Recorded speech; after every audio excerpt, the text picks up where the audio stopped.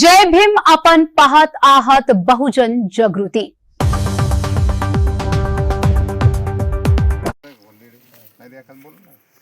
मी परमेश्वर खरात, वंचित बहुजन आघाडी जिल्हा कार्याध्यक्ष जालना, मोजे भोगगाव तालुका घनसावंगी येथे काल दिनांक 18 तारखेला मोजे भोगगाव येथील बौद्ध बांधवांच्या जवळजवळ 17 शेतकऱ्यांचे ऊस ह्या गावगुंडांनी पेटवून दिलेला आहे.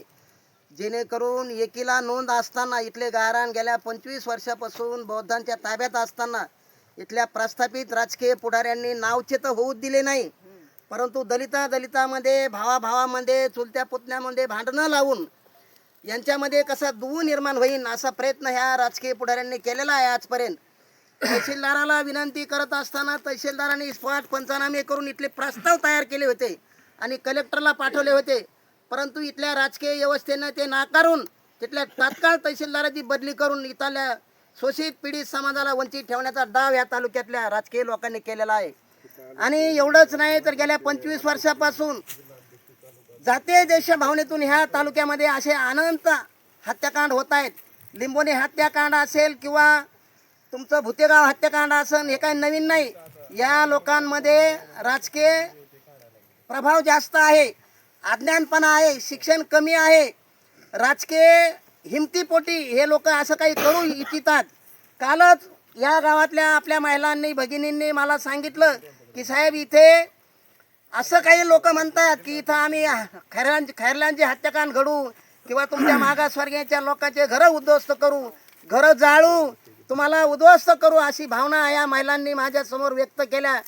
या प्रसंगी जिल्ह्याचे सन्माननीय आमचे अध्यक्ष थोरात सरांना कळालं. थोरात सर आज इथं भेट द्यायला आलेत. जिल्ह्याचे आमचे ज्येष्ठ नेते आदरणीय चोखाजी नाना सौंदर्य, जिल्ह्याचे महासचिव आदरणीय जमीर भाई, जिल्ह्याचे उपाध्यक्ष नाचेन, तालुक्याचे सन्माननीय अध्यक्ष समाधानजी तोडके, तालुक्याचे महासचिव बाळासाहेब सोनवणे, बाबासाहेब गालफाडे यांच्यासह या गावातील सर्व ज्येष्ठ नागरिक बंधू आणि भगिनी सगळी उपस्थित आहेत. गेल्या 25 वर्षापासून मी या गावाच्या संपर्कामध्ये आहे. अन्याय अत्याचार झाला तर मला हे संपर्क करतात.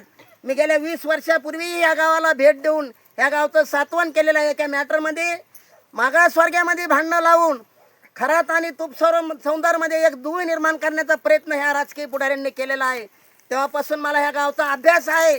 म्हणून मी प्रशासनाचा ह्या प्रसंगी निषेध करतो की आतापर्यंत तुम्ही 24 तासामध्ये ह्या गावाला भेट दिली नाही किंवा साधे पंचनामे केले नाही. ह्या शोषित पीडित समाजाची काय हाल अवस्था आहे, ह्या लोकांच्या पासून ह्या लोकांना धोका आहे का? प्रकरण डॉक्टर बाबासाहेब आंबेडकरांनी स्त्रीला आणि पुरुषाला स्वतंत्र दिलेला आहे. तो सदन झाल्याच्या नंतर त्याला व्यक्ती स्वातंत्र्याचा अधिकार आहे. ती स्वतः भ्रता पसंत करू शकते आणि हाच प्रकार या गावात झालेला आहे. 2 मुलं एकत्र येऊन त्यांनी विवाह प्रसंगी हा निर्णय घेतल्यामुळं गावामध्ये एक जातीय दोष निर्माण झालेला आहे आणि याच्या माध्यमातून सर्व मागासवर्गीयांना वेठीस धरणं हे गुन्हा आहे.